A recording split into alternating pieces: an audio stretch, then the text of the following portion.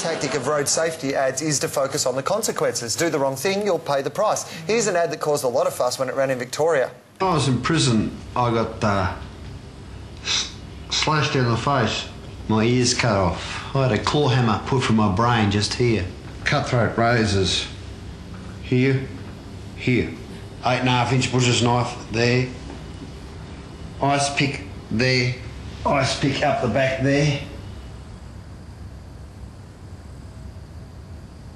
If you drink and you drive and you're unfortunate enough to hit somebody, you want to pray to God you don't ever go to prison.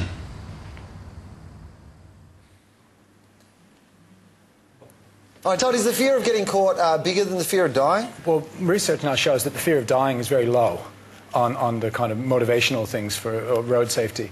And fear of detection is also quite low. But fear of the consequences is quite powerful. And that is, you'll lose your car, you'll lose your license, you'll end up in jail. So consequence is a really good area to go into.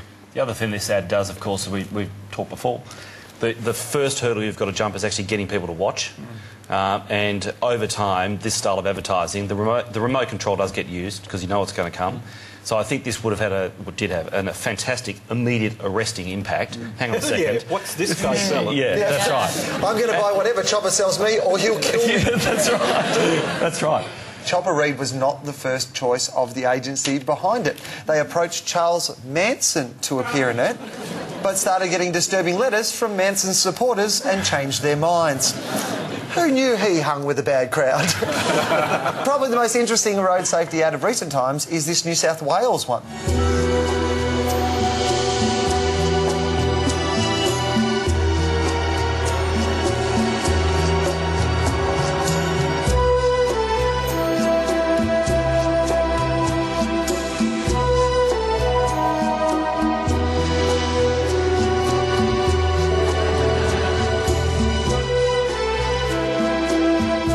Well, there's an ad that finds a new way to tackle the problem.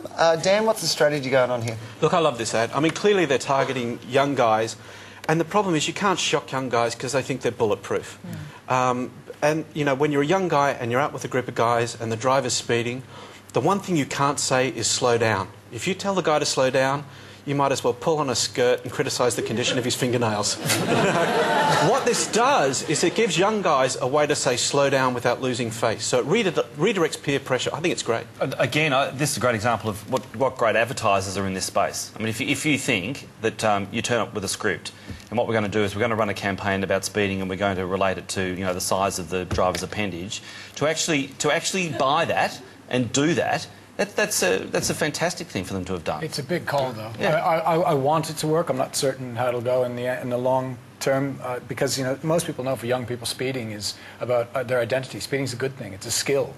And for most of these people, when they get in the car, it's a time when they're in control and they exercise that control and drive crazy. And to notion, I think it's brave for them to say, we're going to make it socially unacceptable. Yeah. I reckon they should do a sequel to that ad where, you know, people are driving, like, really slowly and safely and the grandma's just there going,